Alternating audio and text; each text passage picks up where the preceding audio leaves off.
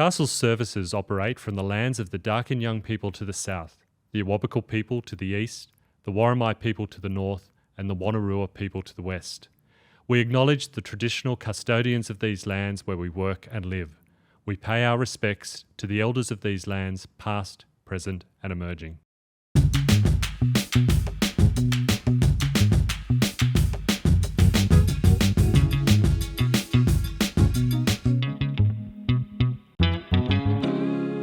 Welcome to the latest episode of Embrace Your Otherness, Castle's inaugural podcast series. This is a space where we have both casual and in-depth conversations about disability with disability community members, leaders, activists, and look at identity, culture, work and rights with an emphasis on challenging people's perceptions and actually raising awareness about marginalised identities. My name is Brad Webb, and I'm honoured to be both the CEO of Castle and your host for the podcast series.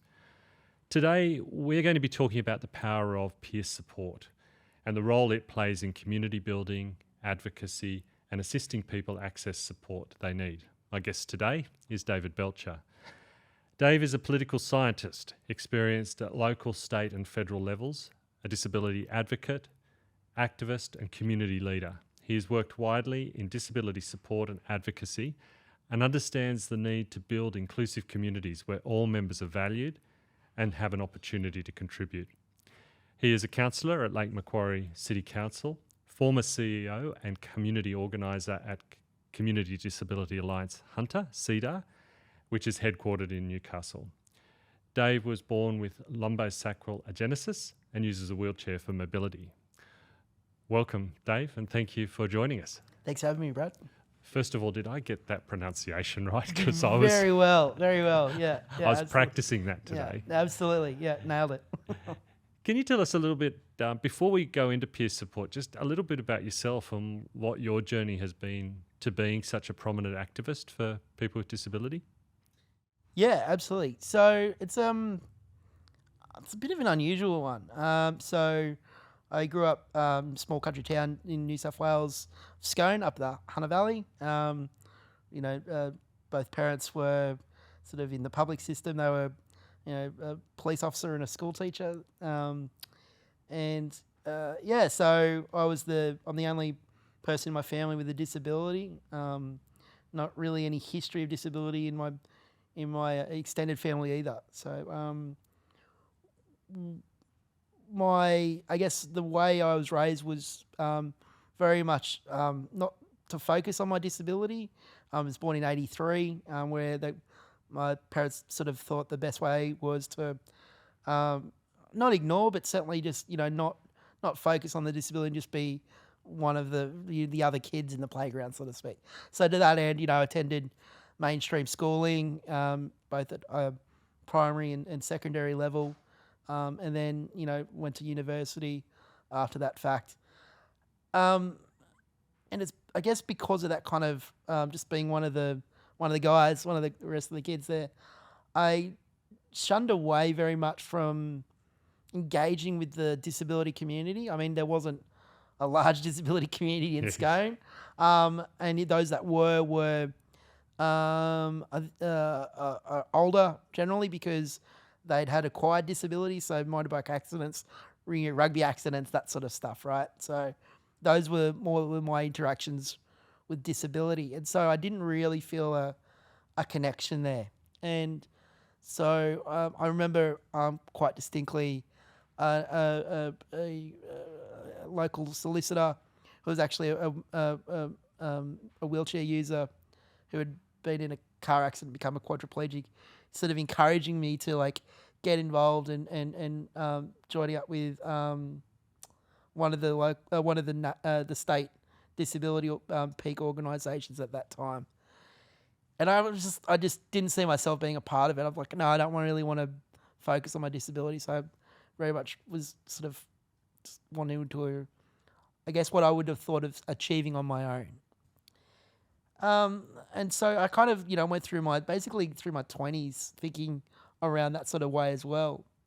And then I kind of had a bit of a realization, and it's really interesting because I thought these things only happen in movies, like that kind of like light bulb, The interaction, epiphany. the epiphany moment, Yeah. exactly. And I still remember it very distinctly. I was sitting at a campaign launch for a local state candidate that I was supporting, and she was there talking about her journey to becoming a candidate for state government. And she spoke about her life as a single mum, a young single mother who, because of the government assistance, had the opportunity to put a roof over her head and feed her kids and allow them to go to school and to get healthcare.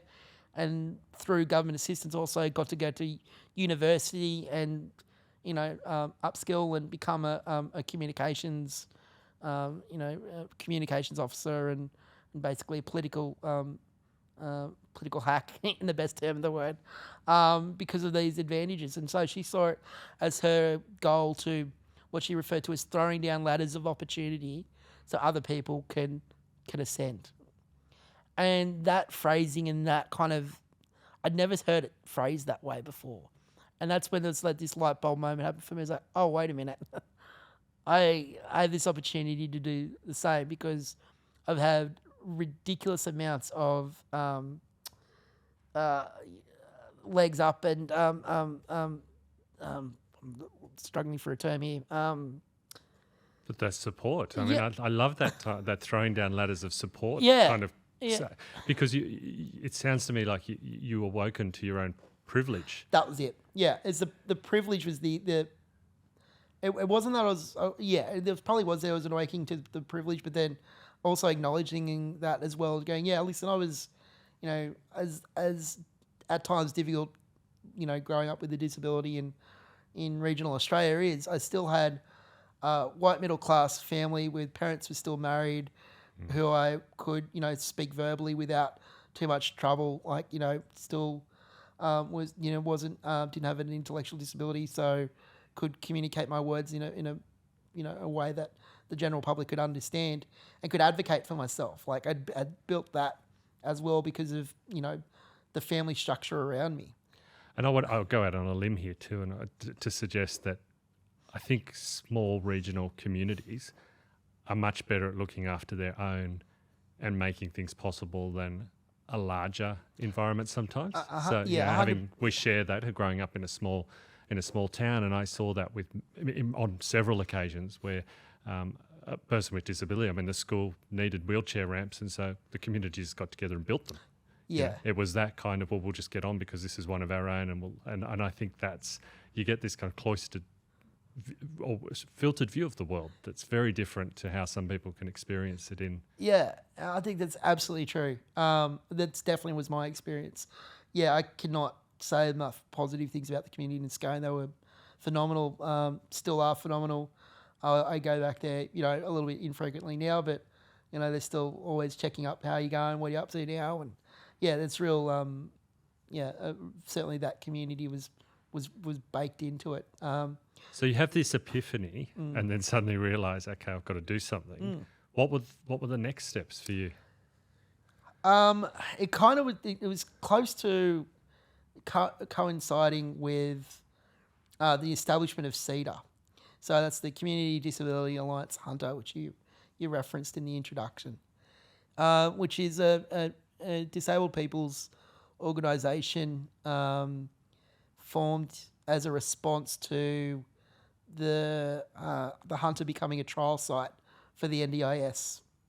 So in the initial structure or planning for the NDIS, it was identified that there was a need for disabled people's organisations to establish, to basically become a voice between the voice for people with disability that wasn't tied to service provision and wasn't tied to government, right? So we kind of sit in that middle ground, being what I like to refer to as the honest broker between the two, where information can get freely and fearlessly exchanged without kind of anything attached to it. So that's really important about CEDA's independence. And I was kind of looking for something like that sort of, that coming together of people with disability for a goal, for a shared community, which is very different to what I saw as other disability organisations out there. Well, and it's easy to be tokenistic about these things, isn't it? Where you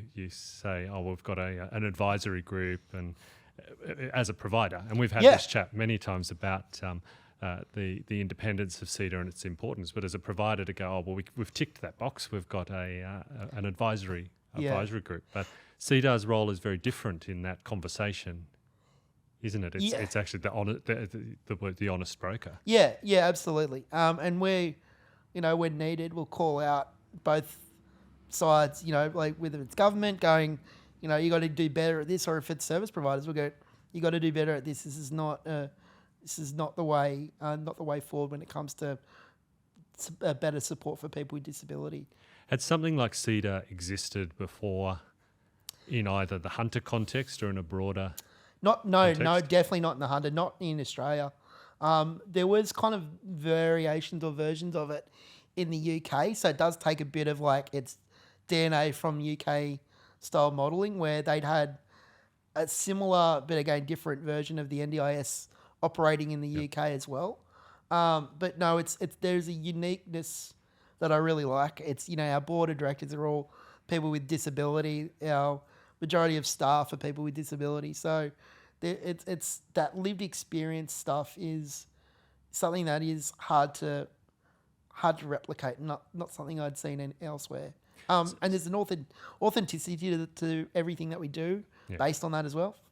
So where do you start when you're presented with an opportunity like that? There's no blueprint for this. There's a bit of evidence. You can go, you look to the UK and what people were doing over there.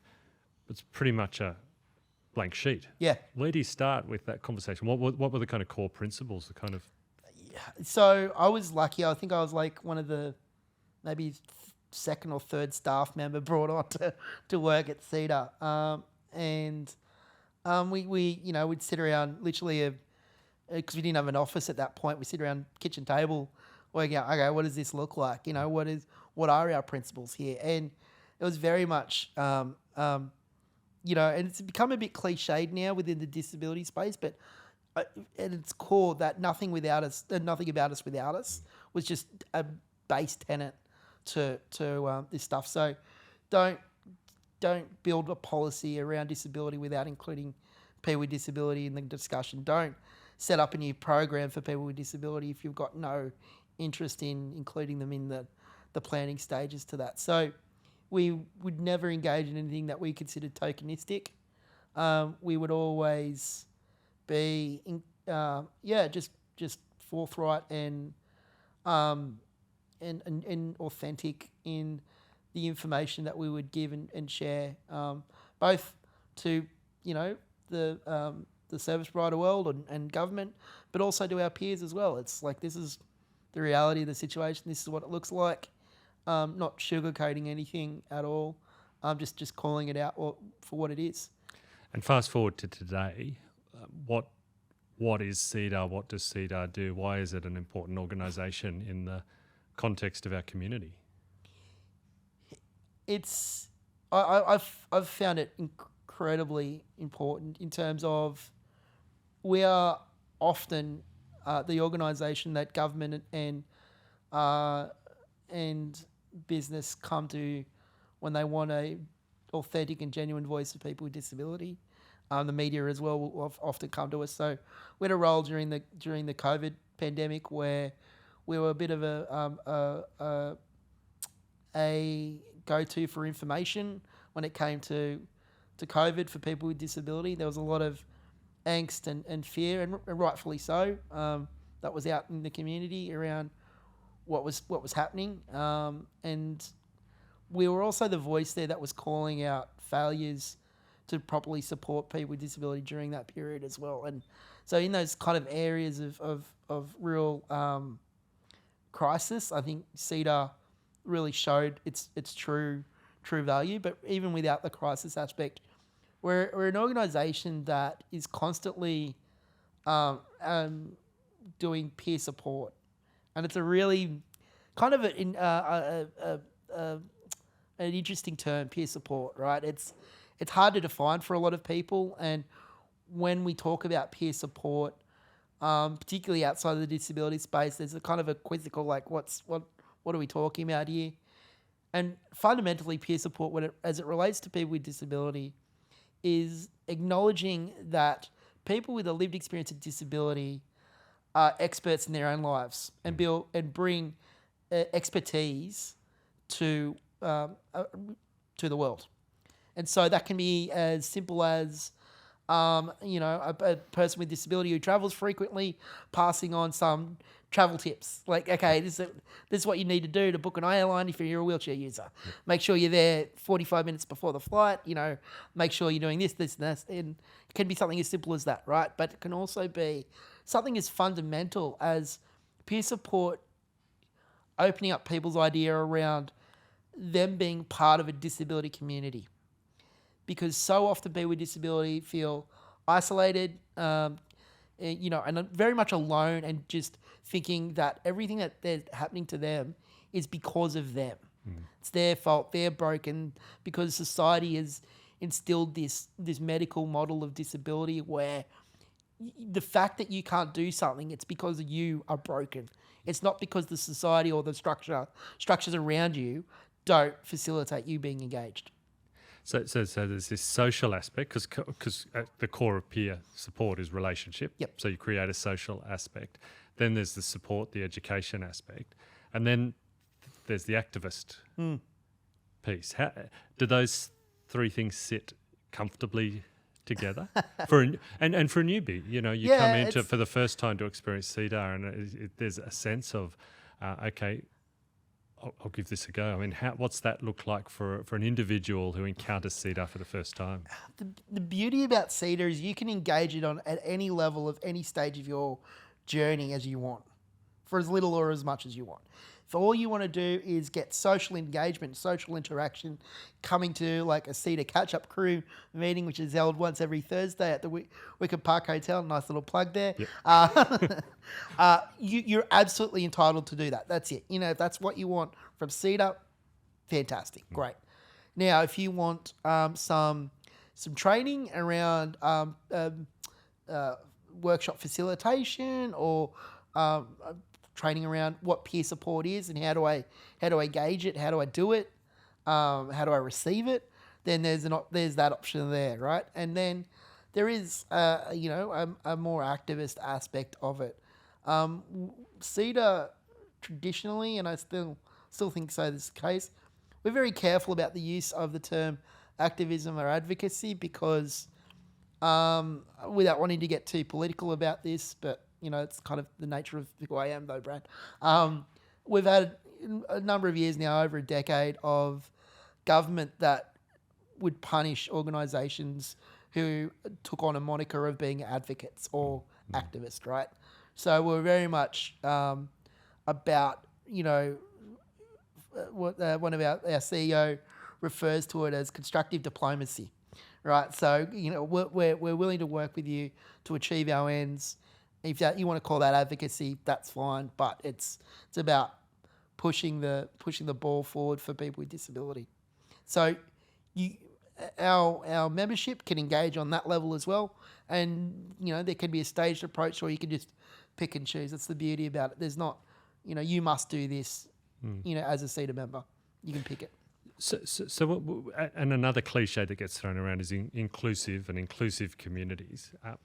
It would be easy to go, well, great, there's a group called CEDAR and they're doing their thing and I'm in the community, I don't need to engage with that. Why is CEDAR important to that concept of inclusive communities?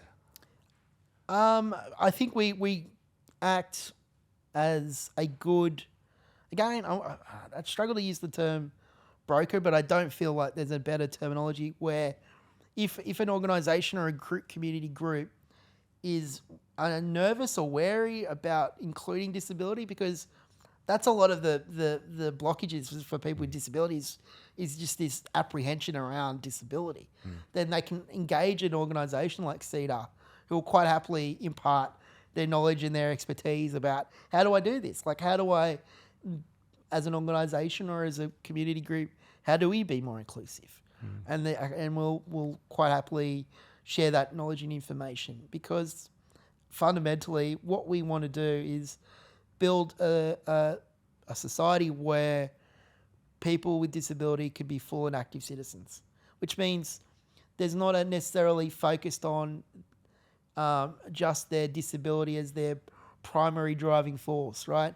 If you're an interest in the environment, then you should be able to go and engage with environmental groups and be environmental activist, even though you're blind, or even though you're a wheelchair user or have an intellectual disability. You might be an artist. You might be wanting to be creative. You should be able to engage in creativity, not in a secluded, separate disability creativity pocket, but as just another creative at the same and equal level as everybody else in the room. I had a recent podcast discussion, and we touched on this concept of disability pride and moving beyond almost apologising for having a disability and being happy with the what meagre offerings we're able to get, and go, okay, we need to move to a position where we demand participation and access that in a way that opens that door. Yeah, and that's that disability pride. It's starting to gain a lot more momentum, I think.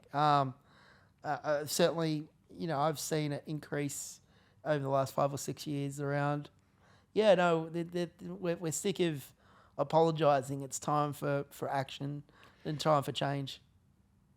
Do you think organisations like CEDAR have played a role then in actually opening the community's mind to that conversation? I do, and it may not be at a community level. It may be it may be not CEDAR as an organisation stepping in and going, this is what you do and you fix it. But we're building the tools of self-advocacy within our membership, who are then going out and demanding that stuff for themselves. So whilst we might be the organisation that forces change, we're seeding our membership out into the community that creates that change as well. Just before we move on to some specific examples, how do people get involved? If somebody's hearing this today and go, wow, I didn't know CEDAR existed, I want to be part of that. Yeah, listen, just hit us up via, we've got Facebook, so CDAH on Facebook. If you search that, you'll find us. You'll also, if you just email info@cdah.org.au, you'll be able to get in contact with us as well. We send out, we've got a mailing list, so you'll get updates on all the events that we're hosting, all the different peer groups that we're doing, running, social events, that kind of stuff. So, yeah. So bringing it back to you, for the listeners' benefit, has peer support provided an important avenue for you to make a difference in your own life? Is there an example where peer support has been a useful thing for you? Because I think people, and the reason I ask that is I think people look to you as a leader. They see what you've achieved. It would be easy to go, oh, that's just, he's got a great personality. He's going to achieve, which may be true. Yes, absolutely. I mean, my knowledge of disability has increased via peer support. And what I mean by that is, up for better part of 30 years, I had an idea about what disability was. And it was educated, articulate person sitting in a wheelchair. My life experience, right? Yep. Now, getting to CEDAR, and then when you engage at a peer level with other people with disability with vastly different life experiences and vastly different diagnoses, then you start to understand that your perception of disability is incredibly myopic, really narrow, and that you have to look beyond that. And so if you really care about inclusion, then that means everybody's included.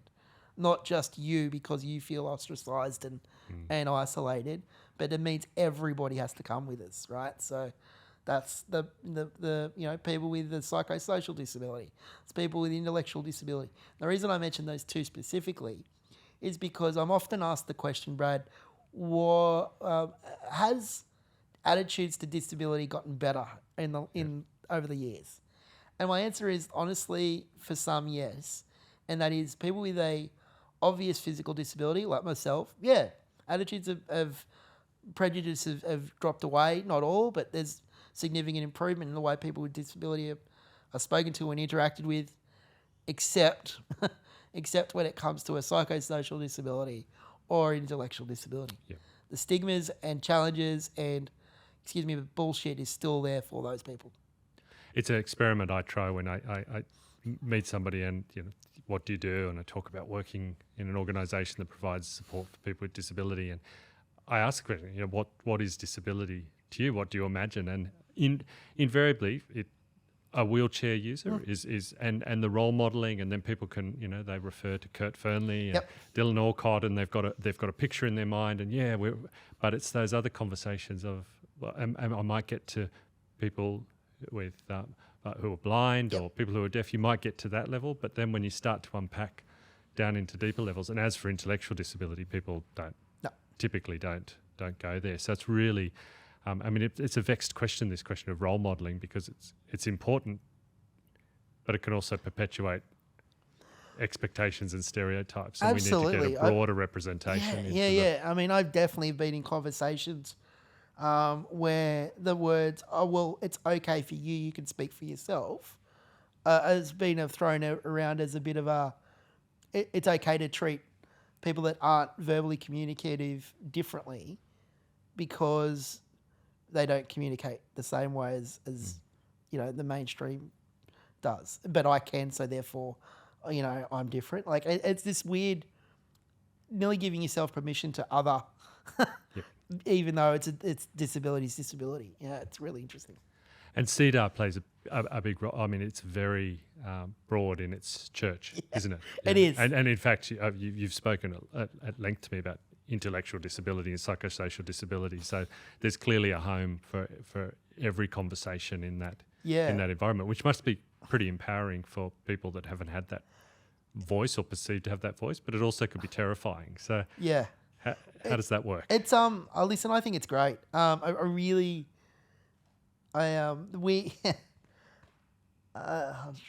to tell an anecdote, and I'm going to try and be as opaque as I can, because without there was an organisation that approached CEDAR and said, "Hey, we want to run this retreat.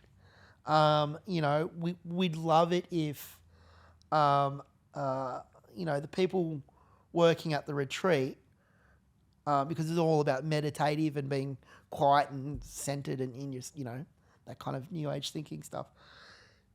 We'd love it if the people working there were deaf, right? Because they thought deaf people were quiet because they didn't speak, and there was this whole bunch of ableist assumptions around this sort of stuff.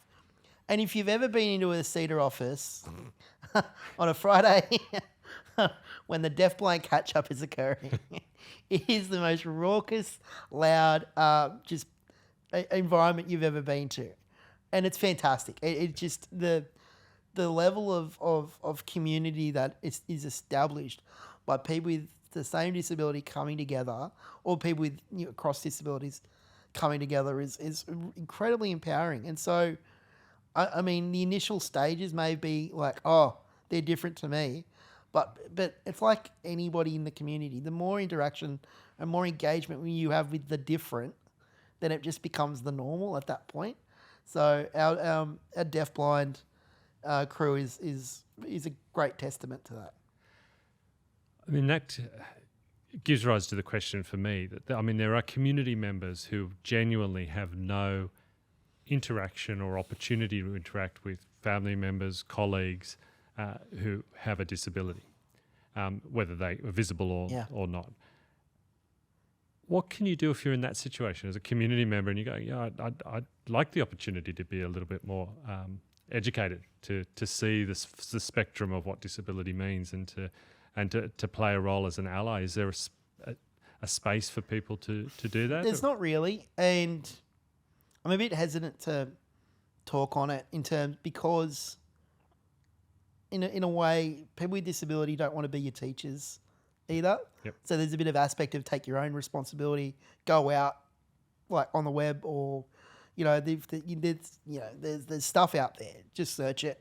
If you search for, disability groups or disability peer groups or, disability inclusion, you'll find information out there that can start to build your knowledge. And if you do, if you don't have any interaction or engagement with people with disability in your workplace, maybe ask those questions about why that's the case. Mm-hmm. And so, why don't we employ people with disability? Why is this, there's 30 of us here. Why are none of us, do we have a disability? Sometimes you actually do, and that they're not feeling comfortable or safe to acknowledge that they do have a disability too, though, Brad. So that's an important point to make as well. But yeah, it's I am always nervous about I guess people with disability being put in that role of teaching continuously.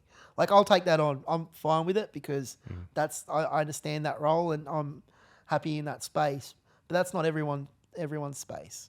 So I'm asked the question often, what do I do if I see if my son or daughter is in the supermarket and they point at a person with disability and go, "Mummy, what's up? What's wrong with him?" or whatever the case may be.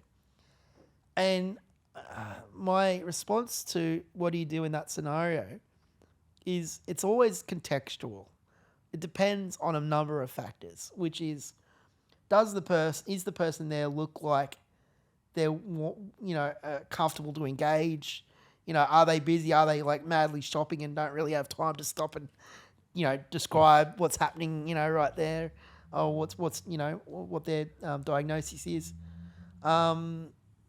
Never do that without a child, by the way. If it's just an adult approaching you to ask that question, it's so weird and wrong, and it's But if you've got a young person there, then that's a different kettle of fish. But it's important to know that the interaction that you think you might have mightn't be the one you'll get.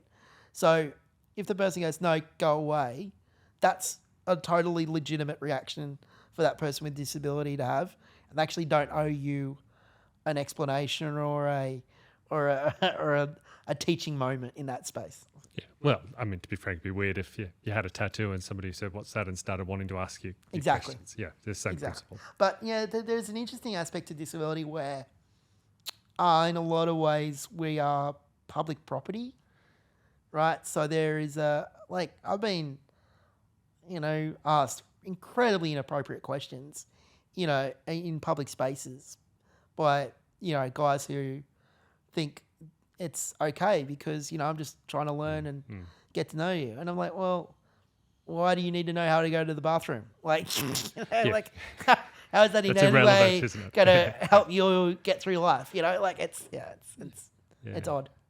I point people quite a lot to the Black Ink publications, growing up disabled in Australia and parenting with a disability, because I find, one, they're authentic voices of people telling their own story. So there's an opportunity to learn without actually being confronting, and there's permission to learn from people. Then there's also, and I struggle with this personally at various levels, various shows that the dating on the spectrum, and you can't ask that. And on the one hand, I look at that and there's a great education opportunity. On the other, it seems exploitative, and there's probably some truth in all of that. Do you think they're a valuable tool? That kind of is all visibility good visibility? No, I share your struggle, and I definitely go from one side to the other on that.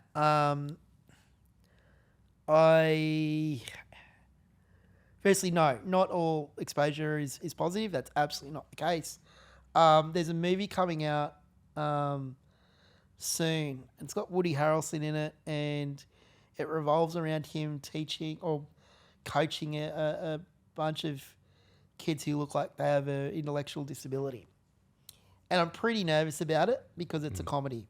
And Now the kids, the young people in it looks like they are actually people with an intellectual disability. So you go, well, that's jobs, right? Like that's Yep. kind of cool. In a real Hollywood movie, that's going to be out. But is this what impact will it have on public perception, or either embedding negative stereotypes or just general, not even negative, just general stereotypes, or will it, change people's perceptions around, people with intellectual disability? So I'm kind of waiting with bated breath on that one to see what that plays out like. But in terms of like,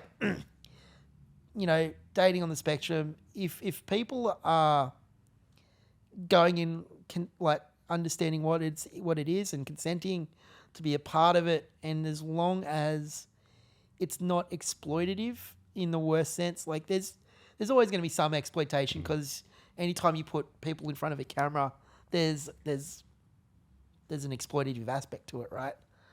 But if then, yeah, it's tricky. Is where I'm landing on this. I'm not really forming a hard position, and I don't think I should either, because there's really an individual choices around that stuff. But yeah, what bugs me more is disability portrayed on screen by people who don't have disability. Yeah. That's the real exploitation stuff, right?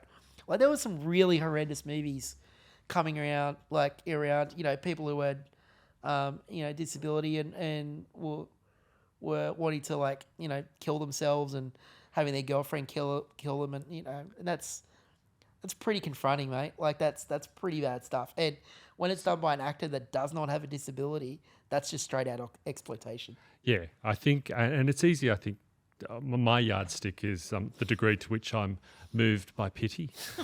The heartwarming story and being moved by pity. I mean, veers more to exploitation to me. I mean, if I see a portrayal or a conversation where you are clear that the person who is at the centre of that has agency and has the ability to have their true voice heard and have it not produced and manufactured to be something else that's going to evoke a response in people. And some of the best ones I've seen have been, and some of the you can't ask that, is where, God, I actually think you're awful. but you've taught me something. Because you're going, actually, that's, you're not the kind of person I'd hang out with. No, that's right. But exactly. you had something to say and you taught me something. Coming back to peer support, you would have seen a whole range of people join CEDAR, fresh-faced and kind of apprehensive. Some fairly transformative experiences as a result of peer support. Are there any that you can share that come to mind where you think that CEDAR has been a profound impact on somebody's life? Oh, 100%. And she won't mind me saying this because she's been quite open and has spoken publicly about it. But there was a woman, Erin. She came to CEDAR, was just about to move into a group home. Was still living at home with her parents, about to move into a group home. Incredibly nervous, apprehensive, very shy, wouldn't talk. Was really self-conscious about her speech. And over, years, it doesn't happen overnight. It's a progressive thing. And being a part of CEDAR and, engaging with CEDAR, is now a leader within the CEDAR community. Sits on our board. So this woman has an intellectual disability. Sits in our board, was a convener of Speak Up Hunter, which is our intellectual disability peer group. And it's just a force of nature. And she honestly talks about the transformative impact that CEDAR had on, and in showing her what she was capable of achieving. So, yeah, she's been amazing. I look at people like Susie, who now runs our training. She's a blind Indigenous woman who has just found a place where she is respected and given, and has responsibility and has a job that she finds meaningful and rewarding, and is, just seen again as a leader within the disability community. Established CEDA's first women's peer group, which that's a real game changer for CEDA, was these kind of peer groups around not necessarily a specific disability, but around either a shared interest or a shared something shared about themselves as a person, as an individual. So we have a queer peers group. We have a housing group for people who are struggling with housing issues or want to get more information around housing. Have an employment peer group. So there's a lot of different these peer groups, and what's happened is each one of these conveners, as soon as they've established this thing, they've taken ownership of it, and you see them just excel after that into that leadership role, and it's phenomenal to watch. It really is. I think intersectionality is a really interesting part of that conversation, isn't it? And you made reference to it before, where and in growing up, that your disability wasn't your core component by any means yet. No. For some people, there's that perception that it is, and there's actually a whole range of, we're full, varied, complex human beings with a full range of differences to others and similarities to others, and finding that intersectionality. So there's a home for that in CEDA. Yeah, absolutely. Yeah, we're really, really big on that intersectionality, and it's sort of, and we're starting to get more and more known around what CEDA can bring in that space. So, for instance, Susie, another, has been in connection and conversation with a number of women's groups and groups around domestic violence and stuff, and sort of highlighting the issues that are specific to disability in that space as well. So, and those groups are engaging with CEDA to work out how best to support people with disability who go through, those kind of really difficult life experiences. Yeah. And I think I'll know the answer to this question, but is there a set of characteristics that make a good peer support or a good convener?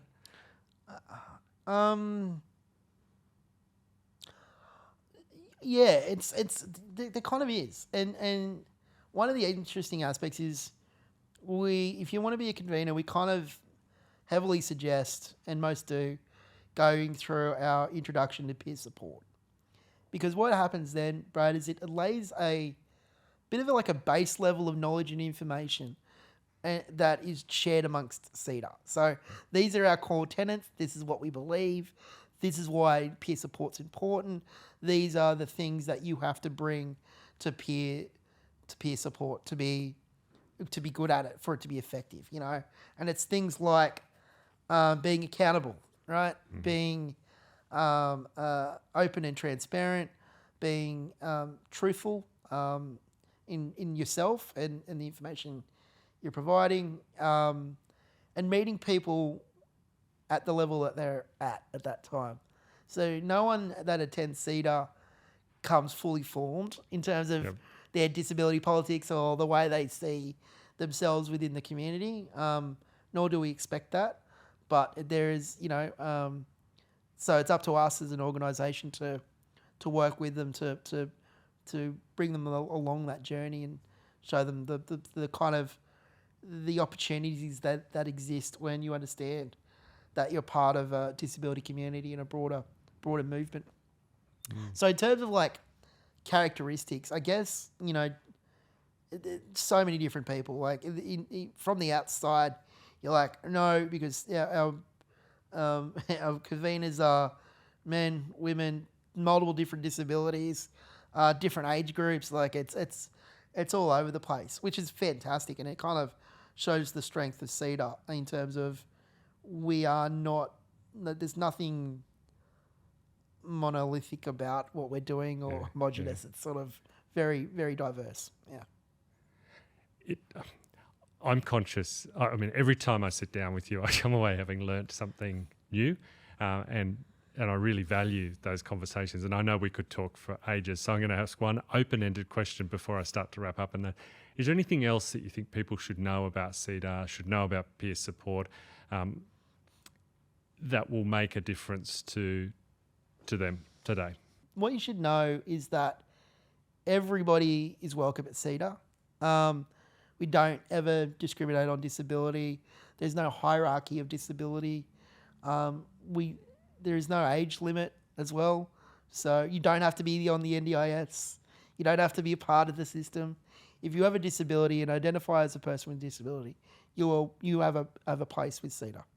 Now, in that place, I believe you'll understand again that you exist within a broader disability community that does have pride around their disability, that is strong, that has capacity beyond what is thought by the general public, that wants to see real and meaningful change within their community, so that the disability community are included as equal and full citizens with the same rights and responsibilities as everybody else living in Australia. Now, I really appreciate you coming on to talk about CEDAR. I've watched the organisation for years with a great deal of respect, and seeing the kind of output into the community that the organisation has made. Having had the opportunity to attend some of your events, to be part of that conversation has been really educational and humbling for me as part of my journey to becoming a better and more inclusive person. I'm going to finish by asking you the question I ask all of our guests, and the theme of this podcast series is Embrace Your Otherness. What does Embrace Your Otherness mean to Dave Belcher? It's a great question, Brad. Embracing the otherness. I think for me, it's understanding that you are an individual with, quirks and interests and likes and dislikes and expertise and failings and all that kind of stuff, and kind of being okay about that. I think it'd be a really boring world if it were the same and just cookie cutter, reproductions of each other. And I think that's the beauty around the disability space is that we are constantly seen as other, and just being able to go, well, yeah, we are, but you are other as well in a different lens. So, I think that's where I'm at with that, embracing the otherness. That's fantastic, Dave. Thanks so much again for being part of today's podcast. Thanks, Brad.